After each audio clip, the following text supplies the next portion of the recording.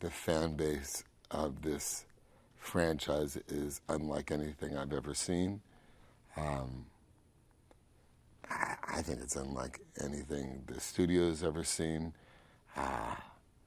It is a franchise that definitely after the fourth one, the public adopted as their own, which was part of the reason why I felt compelled to return to the Dom character in the first place, was the realization that these characters,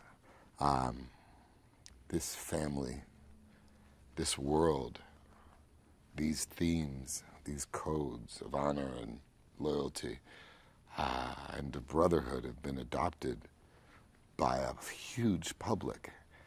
And all along the way, they have had in their own way, they have had their input.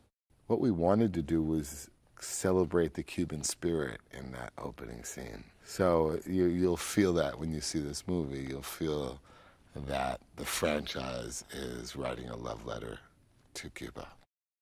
Our characters have evolved to such kind of save the world status that it's hard to justify a race anymore in this universe.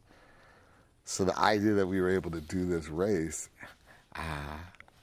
was profound. And the idea that we were able to make this race about honor was such a cool thing and such a throwback to the first one. Then we go to New York City, which was another dream of mine. What so many people don't know is that the Fast and the Furious story truly started in New York, in Queens, in New York City.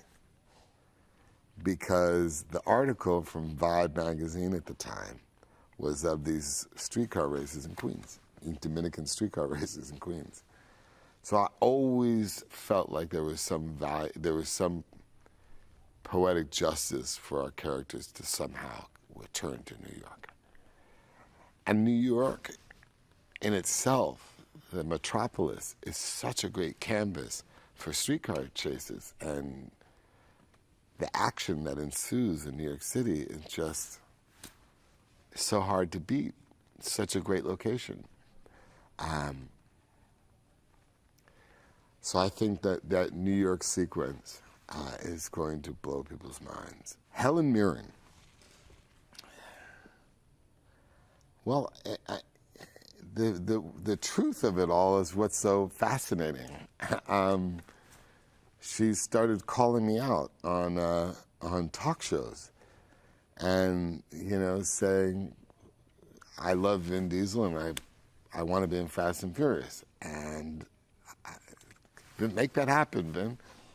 And I was at a party a year ago, an Oscar party, and my agent introduced me to her, and she said, "I've been talking about you, and I've been saying I want to be in Fast and Furious. Get it together, Vin, get it together." And at that point, her role wasn't written in the movie yet. And the director and the writer flew down to the Dominican Republic with me, and we worked on the script for a week. And in that time, we had written her character in. Because ironically, her character had helped out.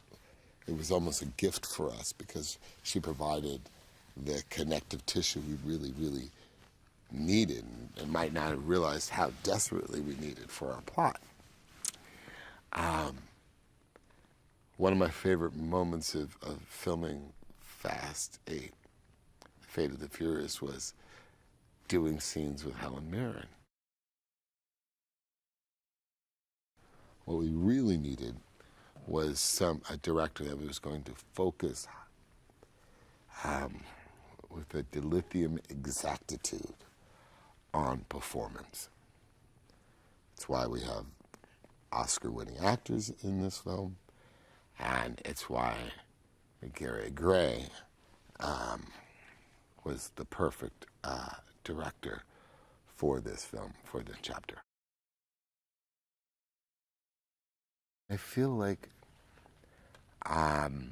because I knew from A Man Apart what Gary could pull out in terms of a darker character, I knew he would be perfect to be able to expose a more dangerous and deadlier side to Dom Toretto. And that was the thing that was most exciting about having him be the director for 8. The key at that point was trying to not only make the best film in the saga, but to capitalize off of what the saga's represented for the last 2 decades and attempt to challenge it, to challenge the core themes that have existed, and to do it in a way that would be entertaining and compelling